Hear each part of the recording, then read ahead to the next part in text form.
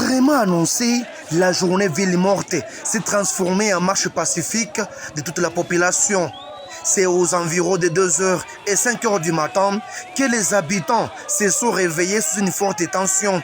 Les artères principales étaient barricadées par deux pierres dans les deux communes de la ville de Goma ainsi qu'aux environs de Kiissi dans le territoire de Nyiragongo.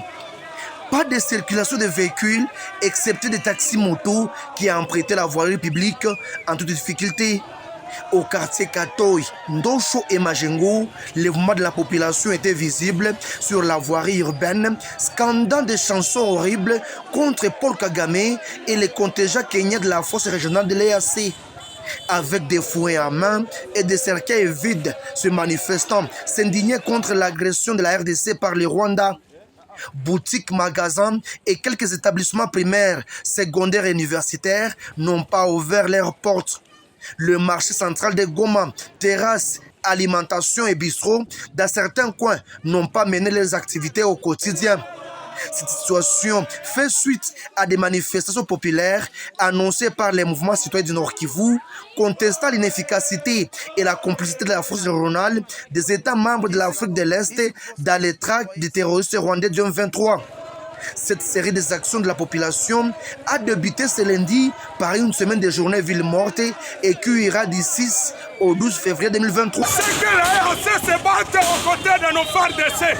S'ils ne veulent pas qu'ils retournent chez eux, nous voulons aussi que la MONUSCO se batte aux côtés de notre FARDC. S'ils ne veulent pas qu'ils retournent chez eux, nous en avons marre de la complicité de la communauté internationale ainsi que de l'EAC, aussi de la MONUSCO contre notre pays. Ils sont venus ici pour défendre l'intérêt territorial, mais ils sont en train de faire des choses qui ne vont pas vraiment. Il faut que l'EAC puisse partir chez eux parce qu'on ne voit pas l'importance de l'EAC. En tout cas, on ne voit pas l'importance. Surtout, nous disons à l'auteur, la personne qui a amené l'EAC ici, ces gens sont encore au pouvoir.